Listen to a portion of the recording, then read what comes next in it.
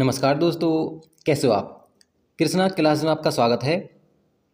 तो आज करने वाले हैं हम प्रीवियस ईयर क्वेश्चन पेपर जो आपका 31 दिसंबर 2021 को आया था। आज हम वो प्रीवियस ईयर क्वेश्चन करने वाले हैं। तो इससे पहले देखें, हमने 6 या 7 जो वीडियो हैं आपके प्रीवियस ईयर क्वेश्चन की डाल दिए, उन्हें भी एक बार डाल दें, क्योंकि हमें पता है सीटेट में प्रीवियस ईयर क्वेश्चन पेपर से ही डायरेक्ट क्वेश्चन पूछे जाते हैं। हल्का सा चेंजमेंट किया जाता है और उसके बाद में क्या है, ऐसे कैसे उन्हें डाल दिया जाता है। तो इसलिए क्या है, हमें प्रीवियस ईयर क्वेश्चन पेपर बिल्कुल करने जरूरी हैं, जिससे हमें पता चल जाएगा कि किस लेवल के क्वेश्चन आते हैं। तो जिससे हमें पता चलेगा कि हमारी तैयारी मतलब किस प्रकार से है। तो चलिए तो स्टार्ट करते हैं। जो हमारा 31 दिसंबर को जो पेपर आया था 2021 में, वो आज हम करेंगे बिल्कुल अच्छे से बारीकी से। तो चलते हैं। जो हमारा पहला क्वेश्चन है, देखो कि हड़प्पा के निवासी निम्न में से किससे संबंधित थे। तो हमें बताना है कांस्य युग से है, तांबा युग से है, पीतल युग से है या लोह युग से है। तो आपको बताना है। तो इसका आंसर होगा आपका कांस्य युग, क्योंकि हमें पता है जो हड़प्पा सभ्यता के आपके 4 नाम हैं। हड़प्पा सभ्यता कहते हैं उसे, सिंधु सरस्वती सभ्यता कहते हैं उसे, या सिंधु घाटी की सभ्यता, और इसका तीसरा नाम कहते हैं इसे कांस्ययुगीन सभ्यता, और चौथा इसे कहते हैं प्रथम नगरीकरण कहते हैं। तो इस प्रकार इसके 4 नाम हैं। तो ये नाम इसलिए तो पड़े हैं क्योंकि क्या है, यहाँ से जो ज़्यादातर वस्तुएं मिली हमें कांस्य की मिली हैं, इसलिए इसे कांस्ययुगीन सभ्यता कहते हैं। और जो कांसा है तांबे तथा टिन को मिलाकर बनाया जाता है, तो ये है। और पीतल यहाँ पर है नहीं, और जो लोहा बिल्कुल नहीं होगा, क्योंकि लोहे का आविष्कार अगर देखें तो 1000 BC में हुआ है। 1000 BC में लोहे का आविष्कार हुआ, तो ये तो होगा नहीं, और ये काफ़ी पहले की है। तो चलते हैं अगले क्वेश्चन की तरफ, देखते हैं। देखो क्वेश्चन क्या कहता है कि यहाँ पर क्या है, ए और बी क्या है कथन दी गए हैं आपको, उनमें से क्या है आपको सही बताना है।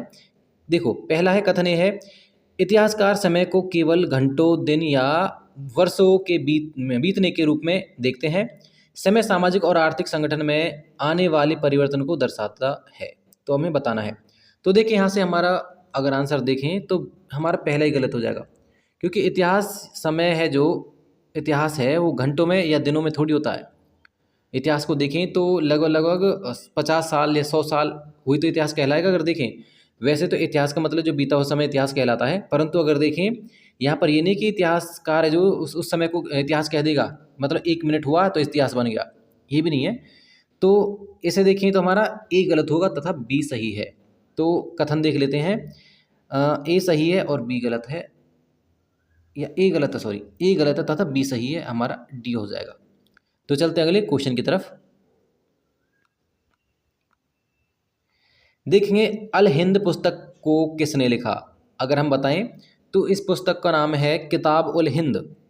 जो किसने लिखी थी, ये है अल बिरूनी की पुस्तक है। ये अल बिरूनी ने पुस्तक लिखी है किताब उल हिंद, या तारीख हिंद इसका जो दूसरा नाम है। ये इसका आंसर अल बिरूनी।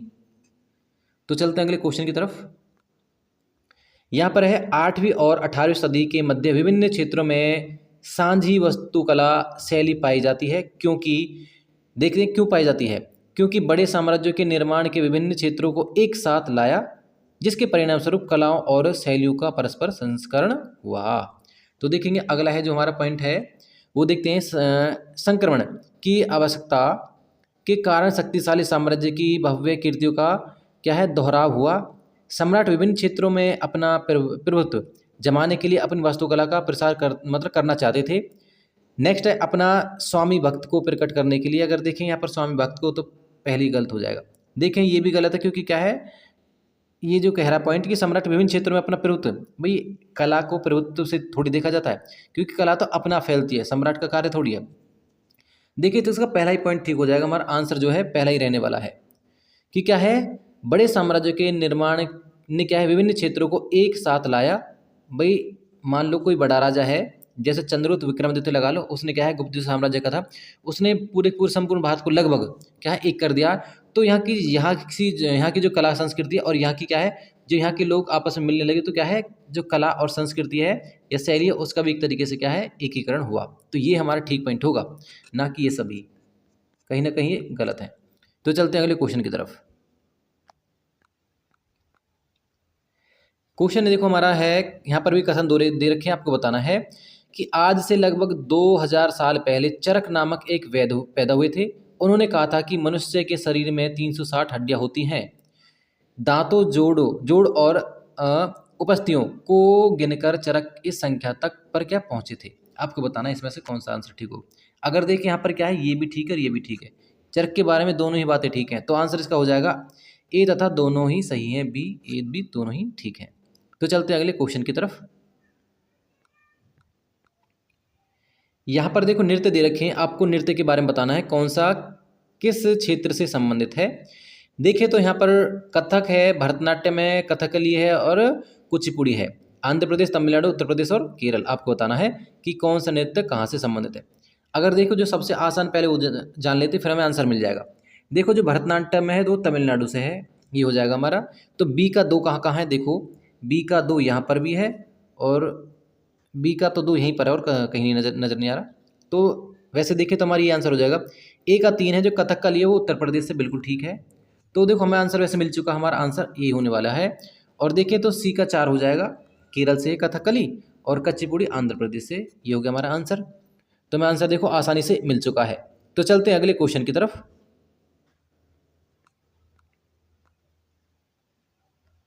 देखिए यहाँ पर क्या है, जो युद्ध दे रखे हैं कुछ शासकों के खिलाफ जो विद्रोह हुए हैं, आपको उनको क्या है क्रम वाइज लगाना है, किस प्रकार एक तरीके से क्या है क्रम में एक तरीके से लगाना युद्धों को। जो देखें संथाल, कोल और बस्तर बरली, कोल संथाल बस्तर और बरली, संथाल बस्तर कोल और बरली। और यहाँ पर दे रखा इसका जो राइट आंसर है, सबसे पहले कोल विद्रोह है, फिर संथाल है, फिर बस्तर है, फिर बरली है। इस प्रकार इसका आंसर रहने वाला है। तो ये हमारा ठीक आंसर होगा इसका बी ऑप्शन। इस प्रकार एक तरीके से क्रम वाइज ये है इसका क्रम। तो चलते हैं अगले क्वेश्चन की तरफ। देखिए हमारा अगला क्वेश्चन है आदिवासियों के विषय में निम्नलिखित कथनों पर विचार करना है और सही विकल्प चुनना है। पहला है ए दे रखा है, आदिवासी मुखियाओं ने औपनिवेशिक काल में अपनी प्रशासनिक शक्तियों को खो दिया। दूसरा है आदिवासी मुखियाओं को कुछ गांव की भूमि पर अपना स्वामित्व बनाए रखने की अनुमति दी गई। तीसरा अपने लोगों में आदिवासी मुखियाओं का परंपरागत आधिपत्य बना रहा। क्या उनका आधिपत्य बना रहा था? नहीं, उनका आधिपत्य नहीं बना रहा। तभी तो ऊपर जो हमारे ऑप्शन दे रखे हैं ए और बी, क्योंकि उन्हें क्या है उनके अधिकार छीन लिए गए और कुछ ही क्षेत्रों तक उन्हें सीमित कर दिया गया है, ऐसे थोड़ी रहने दिया गया था। तो हमारा सी गलत हो जाएगा, ए और बी हमारे ठीक हैं, ए और बी सही हैं, सी गलत है, ये हमारा आंसर होगा। तो चलते अगले क्वेश्चन की तरफ। यहाँ पर भी देखें महिला और सुधार के संदर्भ में निम्नलिखित कथनों पर को पढ़िए और सही विकल्प चुनना है। पहला दे रखा देखो हमें, ब्रिटिश शासन के दौरान प्राचीन ग्रंथों के ज्ञान के सुधारकों को नए कानूनों की को क्या है प्रचारित करने में सहायता की, और सामाजिक प्रथाओं को सुधार के लिए क्या है सुधारकों ने प्राचीन ग्रंथों को नकार दिया। तो हमें इसका सही आंसर बताना है। तो इसमें अगर देखें इसका आंसर होगा आपका, देखो पहले ने एक बार गौर से पढ़ते हैं। देखो ब्रिटिश शासन के दौरान प्राचीन ग्रंथों के ज्ञान ने सुधारकों को नए कानूनों को प्रचारित करने में सहायता की, ठीक है। और देखें सामाजिक प्रथाओं में सुधार के लिए सुधारकों ने प्राचीन ग्रंथों को नकार दिया। यहाँ पर देखिए तो बी गलत हो जाएगा क्योंकि नकार नहीं था, ये हो जाएगा हमारा ए सही है परंतु बी गलत है, हमारा आंसर यही होगा। तो चलते अगले क्वेश्चन की तरफ। देखिए तो हमारा जो अगला क्वेश्चन है,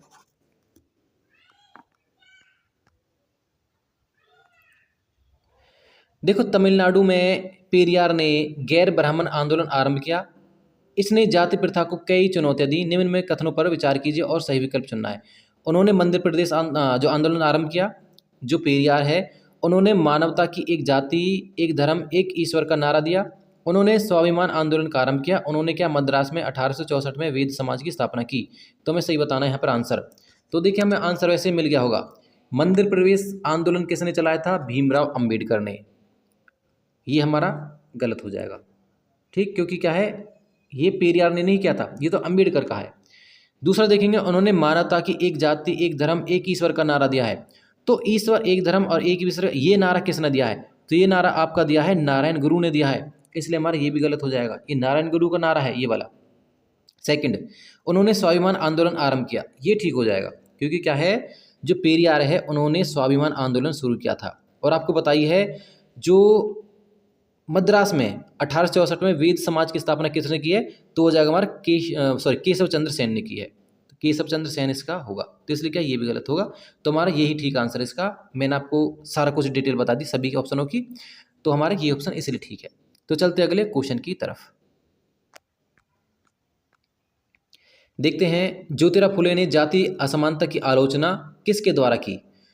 ज्योतिराव फुले के बारे में क्वेश्चन है, तो जो जाति प्रथा की आलोचना किसके द्वारा की है हमें बताना। जाति व्यवस्था की खंडन हेतु धर्म ग्रंथों को पढ़ना और उनका उद्धरण करना।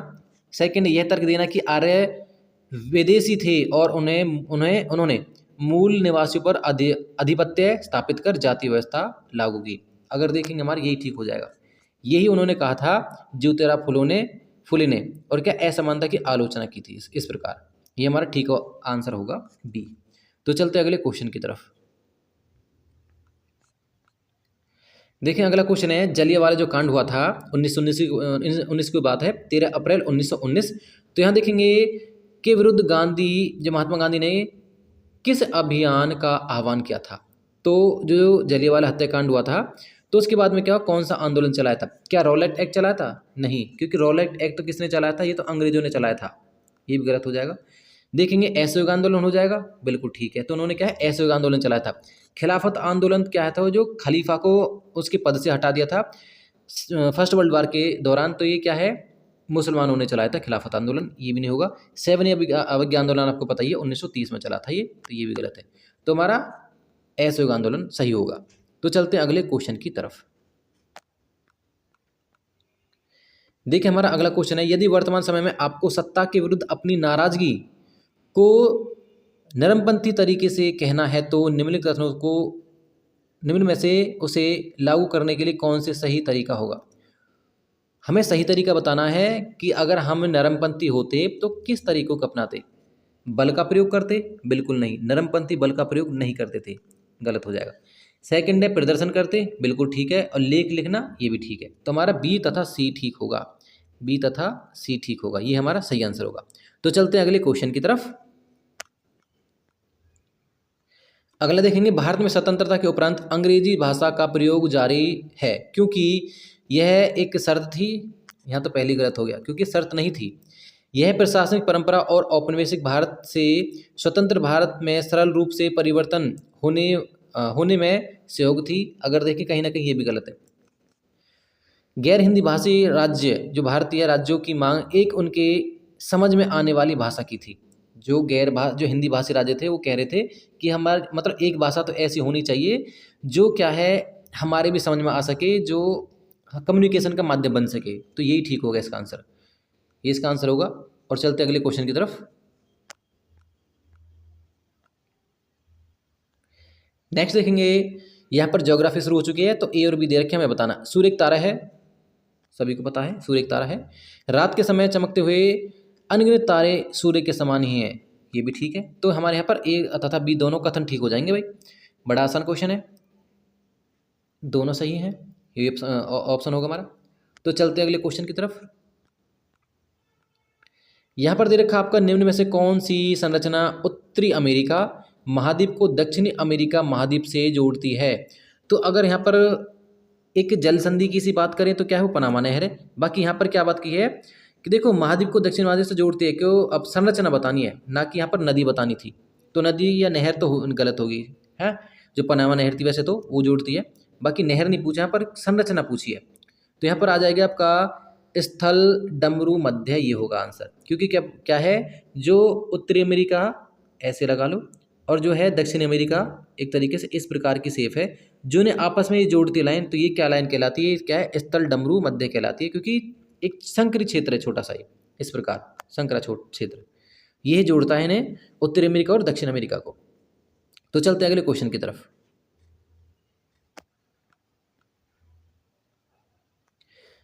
यहाँ पर देखो 3 कथन दे रखा है ABC, उनमें से हमें क्या है यहाँ पर वन के प्रकार की सही पहचान करनी है। ABC में को पढ़ना है, बताना हमें कौन सा वन है।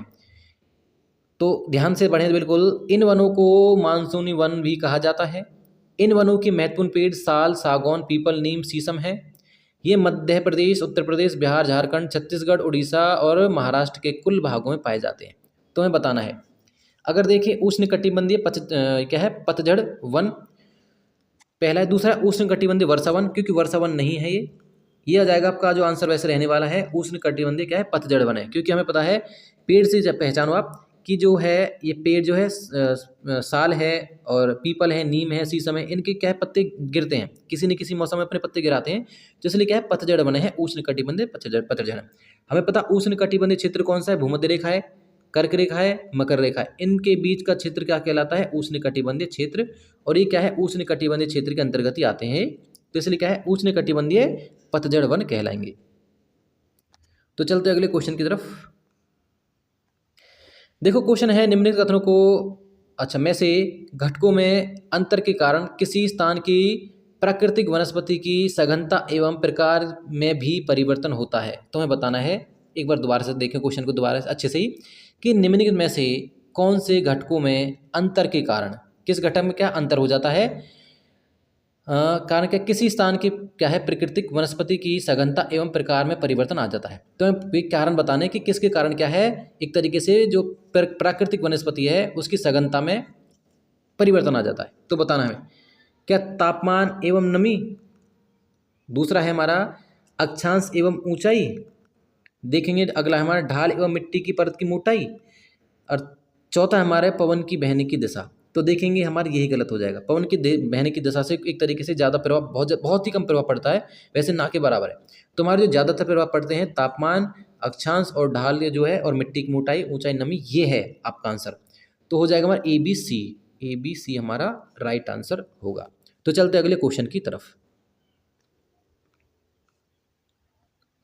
देखिए अगला क्वेश्चन हमारा, राइन घाटी और वासजेस पर्वत किसके उदाहरण है। तो आपको बताना है किसके उदाहरण है, तो ये ब्लॉक पर्वत के उदाहरण है। वैसे मैं अभी फोटो लगा रहा हूँ, उसमें देख लेंगे, क्योंकि क्या है कहाँ पढ़ते हैं, ये आपके यूरोप में है, ये यूरोप में पढ़ते हैं दोनों ही, जो आपकी राइन नदी है और वासजेस पर्वत है। अगर देखें वासजेस पर्वत इस प्रकार है और राइन नदी ऐसे बह रही है, आप देख सकते हो। तो ये चीज़ है, तो ब्लॉक पर्वत के उदाहरण है। चलते अगले क्वेश्चन की तरफ। निम्न में से कौन सा रेगिस्तान का उदाहरण है। तो हमें रेगिस्तान का उदाहरण बताना है, सुंदरवन नहीं, ये डेल्टा है। पूर्वी घाट नहीं, पूर्वी घाट और पश्चिमी घाट अगर देखें तो रेगिस्तान नहीं है। लद्दाख आपका राइट आंसर है, क्योंकि हमने आपको बताया था रेगिस्तान दो प्रकार के होते हैं, ठंडे रेगिस्तान तथा गर्म रेगिस्तान। गर्म रेगिस्तान हम देख सकते हैं आपका जो राजस्थान में, ठीक, जो सहारा डेजर्ट है, और देखते हैं जो आपका ठंडा रेगिस्तान हम देख सकते हैं जो लद्दाख में, क्योंकि वहाँ पर बर्फ ही बर्फ रहती है, कुछ होता नहीं वहाँ पर, ठीक। ये हो जाएगा सह्याद्री, बिल्कुल गलत है, तो इसलिए क्या हमारा ऑप्शन होगा लद्दाख। तो चलते अगले क्वेश्चन की तरफ।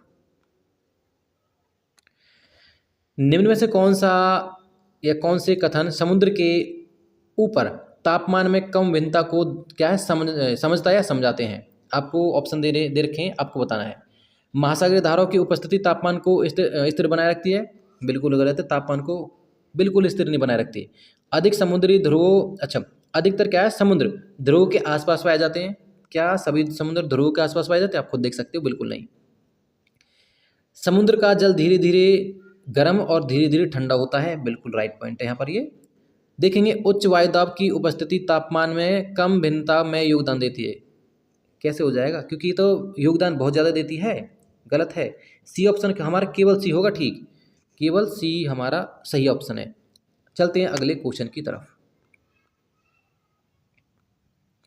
देखिए हमारा क्वेश्चन है कि यहाँ पर भी क्या है, दो कथन दे रखे हैं कि देखो कथनों के आधार पर वायुमंडल की परत को पहचानिए। देखिए इससे आसान कोई क्वेश्चन हो नहीं सकता। यह परत बादलों एवं मौसम संबंधी घटनाओं से लगभग मुक्त होती है। कौन सी परत है हमें समझना है।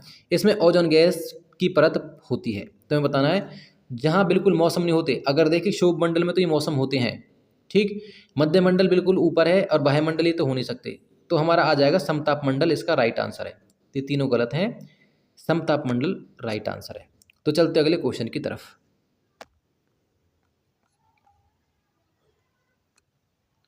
देखिए हमारा जो अगला क्वेश्चन है कि यहाँ पर क्या है, यहाँ भी दो कथन दे रखे हैं, आपको सही बताना है, चुनना है बिल्कुल।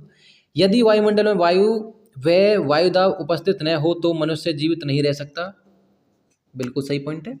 अगर वायुदाब नहीं हो तो मनुष्य जीवित नहीं रह सकता, क्योंकि क्या है हमारे जो ब्लड एक तरीके से बाहर आ जाएगा।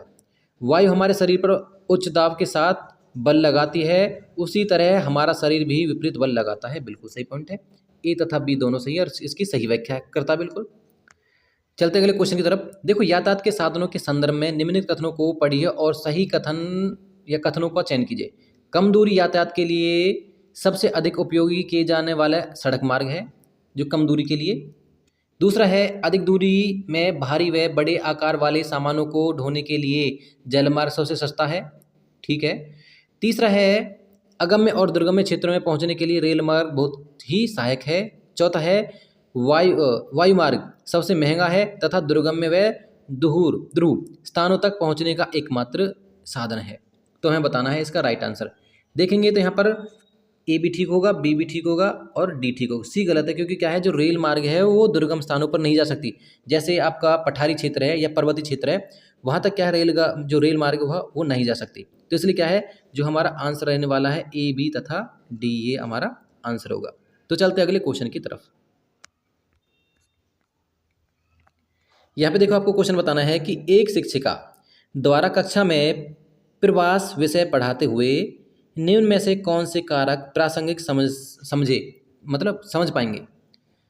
तो हमें बताना है, देखो, कार्य के बेहतर अवसर उपलब्ध होना, जीवन यापन के बेहतर होते तरीके, विवाह। तो हमें बताना है, एक तरीके से आपको इसमें से आंसर बताना है। तो देखो, यहाँ पर अगर क्वेश्चन को दोबारा देखें तो यहाँ पर एक शिक्षिका है जो प्रवास के विषय में आपको पढ़ा रही है, शिष्यों को पढ़ा रही है। तो कौन से जो प्रासंगिक कारक रहेंगे, कार्य के बेहतर अवसर उपलब्ध होना। अगर कहीं आपको कार्य के बेहतर अवसर उपलब्ध होंगे तो आप क्या वहाँ जाओगे? नहीं, बिल्कुल जाओगे, ठीक आंसर है। जीवन यापन के बेहतर होते तरीके, अगर हमें कहीं अच्छा जीवन व्यतीत करने का जगह मिल जाए तो हम बिल्कुल जाएंगे वहाँ पर, ये भी है। विवाह, ये भी सबसे ज़्यादा तो यही है अगर देखें विवाह, क्योंकि क्या है, जैसे मान लो कि दो राज्य हैं, उत्तर प्रदेश और हरियाणा, इस प्रकार हम देख सकते हैं।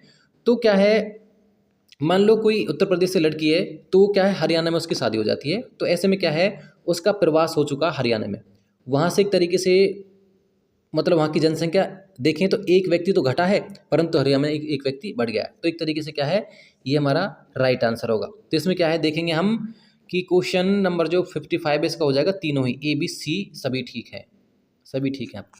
हमारा अगला क्वेश्चन है कि निम्नलिखित में से कौन सा युग्म भारत में इस्पात उत्पादन केंद्रों के संदर्भ विषय है। तो हमें बताना है इसका। तो देखेंगे, अलीगढ़ उत्तर प्रदेश, विजयनगर कर्नाटक, विशाखापट्टनम आंध्र प्रदेश, सेलम तमिलनाडु। तो हमें वो क्षेत्र बताने जहाँ पर क्या इस्पात जो उत्पादक केंद्र हैं। तो यहाँ पर देखें, क्या अलीगढ़ उत्तर प्रदेश में है? नहीं है, हमारा ये आंसर ठीक हो जाएगा, क्योंकि यहाँ पर ही नहीं, क्योंकि विषम बताना हमें, ना कि सम।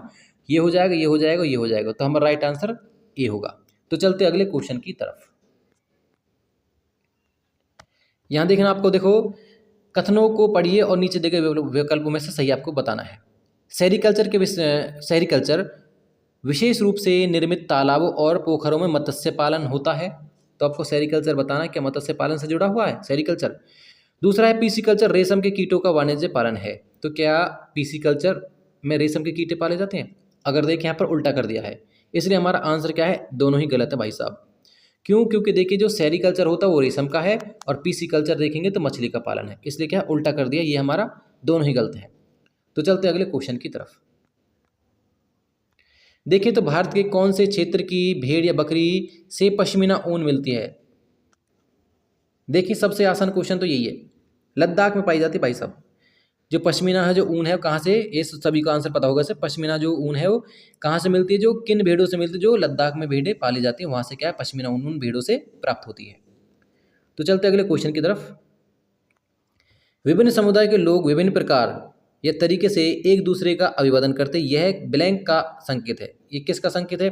क्या समाजवाद का संकेत है? गलत। धर्मनिरपेक्ष नहीं, क्योंकि धर्म की बात यहाँ पर है ही नहीं।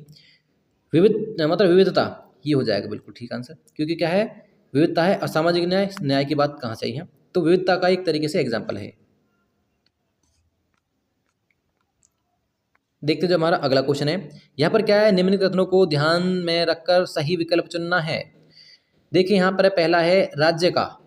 देखिए, राज्य का प्रमुख राज्यपाल होता है, ठीक है। राज्यपाल की नियुक्ति राज्य सरकार द्वारा यह सुनिश्चित करने के लिए होती है कि राज्य सरकार संविधान के अनुसार अपना कामकाज चलाए। तो क्या इसलिए उसकी नियुक्ति की जाती है? बिल्कुल गलत। ए ठीक है, क्योंकि हमें पता प्रमुख राज्यपाल होता है, परंतु इसका बी ऑप्शन गलत है, क्योंकि राज्यपाल क्या है, एक तरीके से सहयोगी करता है जो राज्य को चलाने में, ना कि क्या है उसका ये देखने का काम है कि संविधान के अनुसार सब कुछ चल रहा नहीं। ये तो अगर देखें जो हाई कोर्ट का काम है, ये देखें तो हाई कोर्ट या सुप्रीम कोर्ट का काम कि न्याय संगत सभी काम हो रहे हैं, नहीं। तो देखें ए सही है तथा बी गलत है, ए सही है तथा बी गलत है, हमारा ये आंसर हो जाएगा ए सही है तथा बी गलत है। तो चलते हैं अपने नेक्स्ट क्वेश्चन की तरफ। देखो हमें पढ़ना बिल्कुल अच्छे तरीके से और आंसर देना है। प्रीति के परिवार के पास 15 एकड़ उर्वर भूमि है। उसके पिता ने एक सरकारी बैंक से 1 लाख रुपए का ऋण लिया। हालांकि क्या है, असमय वर्षा से खेती में बाढ़ आ गई और उसकी फसल बर्बाद हो गई। प्रीति को इस बात की राहत है कि अगले कुछ महीनों के लिए उसके पास अनाज है। तो हमें बताना है संभवतः वह किस प्रकार के परिवार से है। तो आपको बताना है, देखो अगर मैं आपको हिंट बताऊं कि उसके पास क्या 15 एकड़ ज़मीन है, फिर उसके उन्होंने क्या, उसके पिताजी ने क्या 1 लाख का ऋण भी लिया है, और देखें उसे क्या है ज़्यादा अफसोस नहीं है उसके अगर बाढ़ आ चुकी है तो फसल जो बर्बाद हो चुकी है, क्योंकि क्या है उसके पास अगले कुछ महीने के लिए क्या है, राशन है। तो देखें तो ये क्या है, एक बड़े किसान की क्या है एग्जाम्पल है। छोटा किसान होता तो बर्बाद हो जाता ना, उसके पास पहली बात तो ये उसके पास 15 एकड़ ज़मीन होती ना। छोटे किसानों के पास ज़मीन बहुत कम होती है, 1 एकड़ या लास्ट 2 एकड़ छोटे किसान होते हैं, बाकी बड़े किसान हैं तो 15 एकड़ ज़मीन है और उसे 1 लाख का क्या ऋण भी मिल चुका है। तो ये क्या है, बड़े किसान के एग्जाम्पल है ये भाई। तो चलते अगले क्वेश्चन की तरफ। अगला क्वेश्चन देखो, हिंदू उत्तराधिकार अधिनियम 2005 निम्न में से क्या प्रदान करता है। तो हमें आपको बताना है भैया, सिंपल है इसका कि पिता, यहाँ पर ये आंसर है, पिता की संपत्ति के साथ साथ पुत्री का भी समान अधिकार है। ये जो 2005 जो 5 का अधिनियम है ये कहता है, बिल्कुल हमें और ऑप्शन पढ़ने नहीं है, हमें क्या है समानता की बात देखनी है कि संपत्ति में समान अधिकार कहाँ कहाँ पर है। हमें राइट आंसर लगा देना बिल्कुल आंख बंद करके।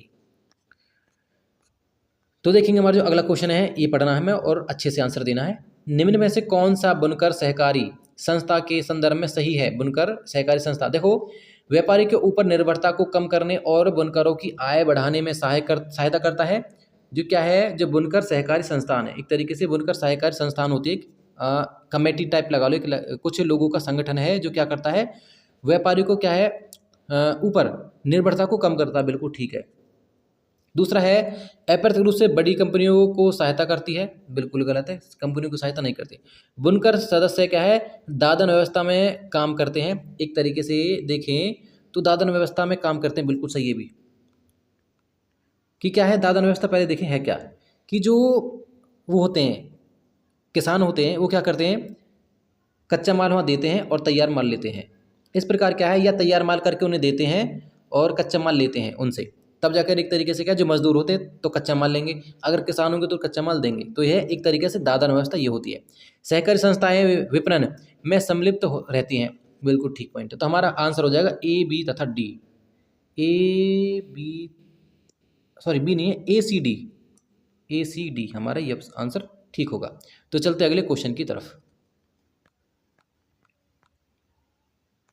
देखिए हमारा अगला क्वेश्चन है, भारत जो कि एक लोकतांत्रिक देश है में सार्वभौमिक व्यस्क मताधिकार का अर्थ है कि। तो सार्वभौमिक व्यस्क मताधिकार का अर्थ आपको जानना है।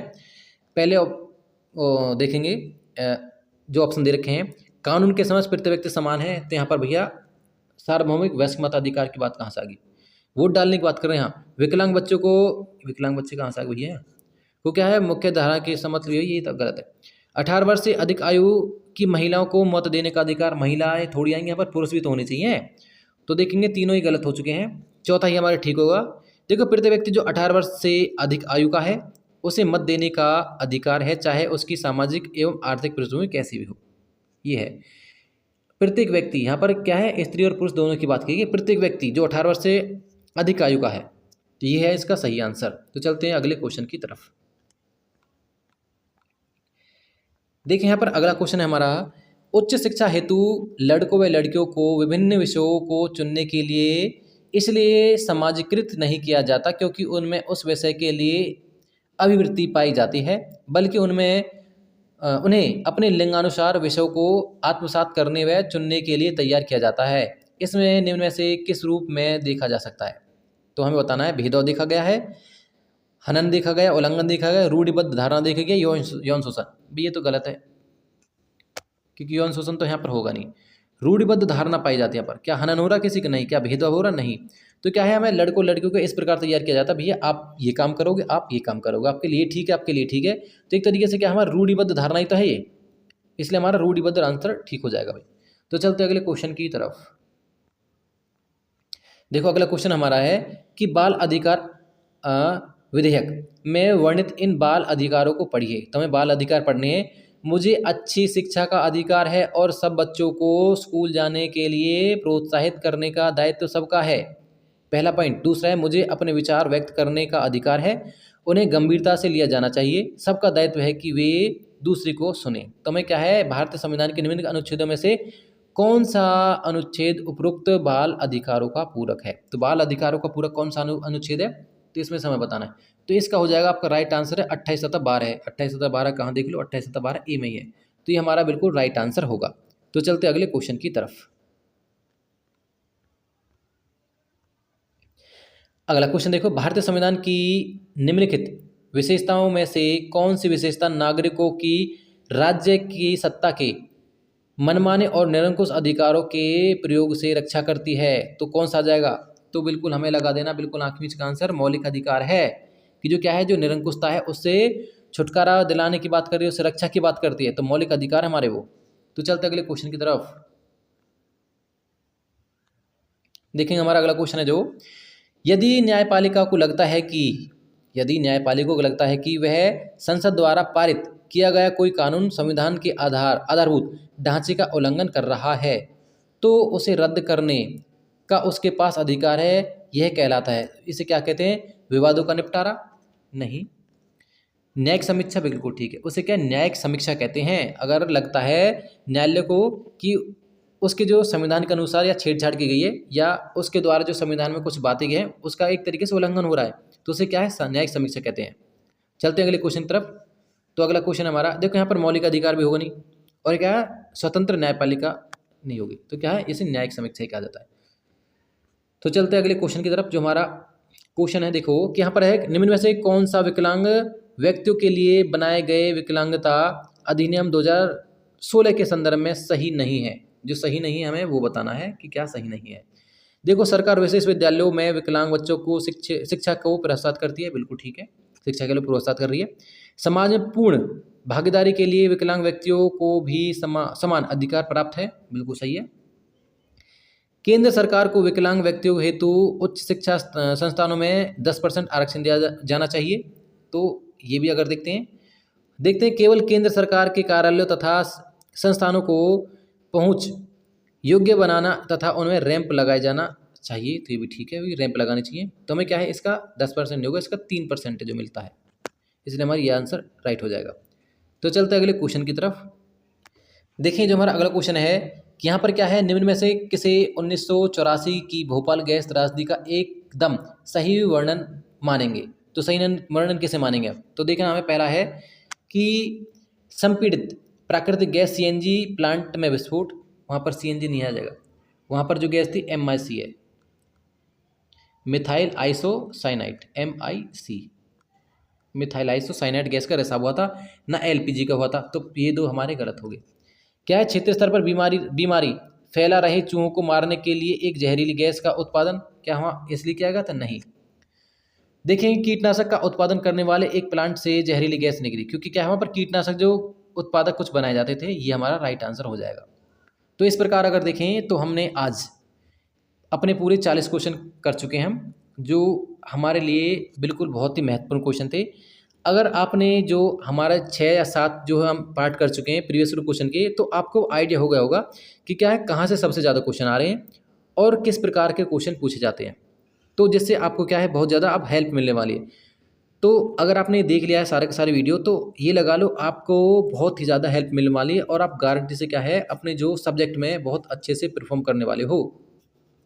और देखेंगे आज में ही या कल में ही मैं आपको एक ही दिन में आपको क्या है, जो SST की जो पेडागोजी की क्लास है वो भी मैं आपको दे दूंगा।